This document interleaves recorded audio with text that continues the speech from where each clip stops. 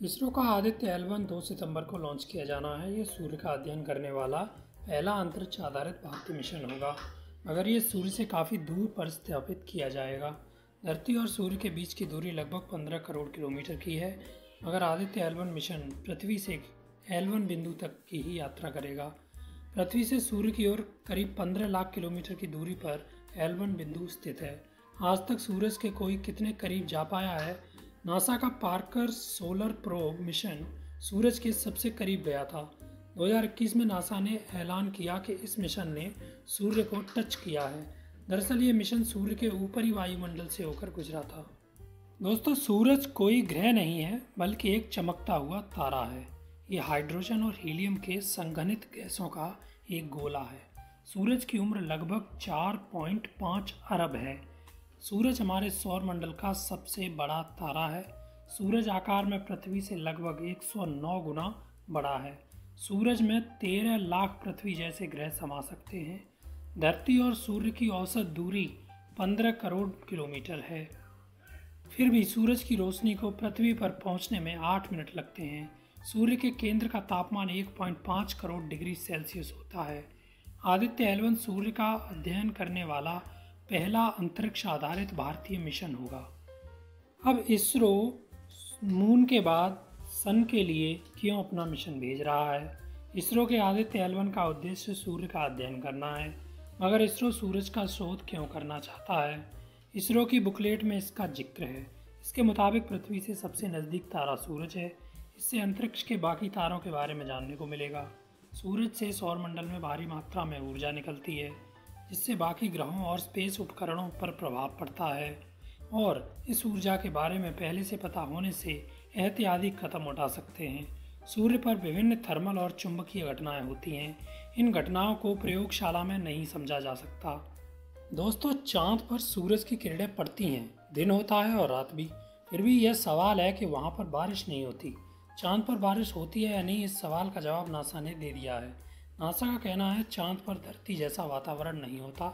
NASA का कहना है चांद पर पृथ्वी की तरह न तो हवा चलती है और न ही वैसा वातावरण है।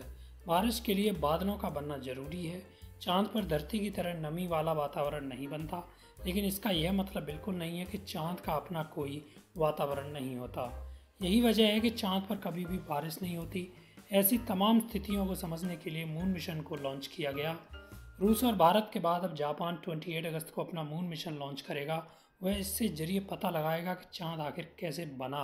हालांकि चांद पर पहुंचने और वहां से जानकारियों को जुटाना भी कम चुनौतीपूर्ण नहीं है। चांद की सतह पर लैंडिंग ही काफ़ी चैलेंजिंग है। दोस्तों, बात करेंगे कि अंतरिक्ष यात्रियों के लिए स्पेस सूट कितना ज़रूरी होता है। अंतरिक्ष में एस्ट्रोनॉट को कभी भी बिना स्पेस सूट के जाने की परमिशन नहीं होती, ना ही उन्हें ऐसा देखा गया है। ऐसे में सवाल है कि आखिर इसमें ऐसा क्या है कि इसे पहनना अनिवार्य है। वैज्ञानिकों का कहना है कि धरती के अलावा कोई दूसरा ग्रह नहीं है जहां इंसान बिना स्पेस सूट के कुछ मिनट गुजार सके। स्पेस सूट कोई सामान्य ड्रेस नहीं है। यह अंतरिक्ष यात्रियों के लिए एक सुरक्षा कवच की तरह होता है। इसमें कई सुविधाएं होती हैं। स्पेस सूट में पानी के लिए पानी और ऑक्सीजन की सुविधा मौजूद होती है। ग्रह का तापमान घटने या बढ़ने पर यह अंतरिक्ष यात्री को सुरक्षा देता है।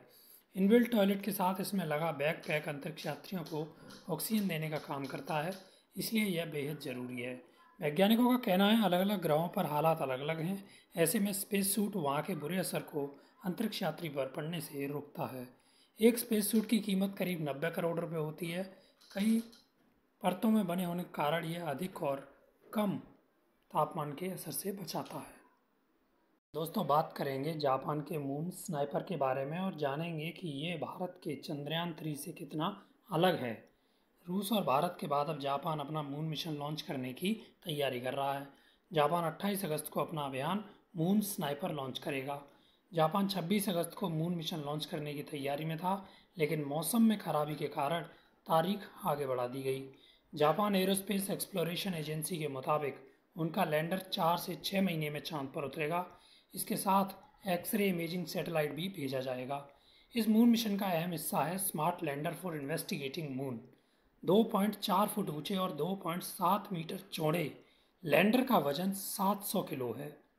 जापानी मीडिया रिपोर्ट के मुताबिक इस मिशन का मकसद यह जानना है कि चांद की उत्पत्ति आखिर कैसे हुई, इसका विकास कैसे हुआ, जापान के मून मिशन का रोवर हथेली के आकार का है। यह आकार बदलने में माहिर है और चांद की परतों की पड़ताल करके निर्माण की प्रक्रिया बताएगा। जापान ने 2022 में मून मिशन लॉन्च किया था, जो सफल नहीं हो पाया था। ओमोतेनाशी नाम के उस लूनर प्रोब से वैज्ञानिकों का संवाद टूट गया था। धन्यवाद।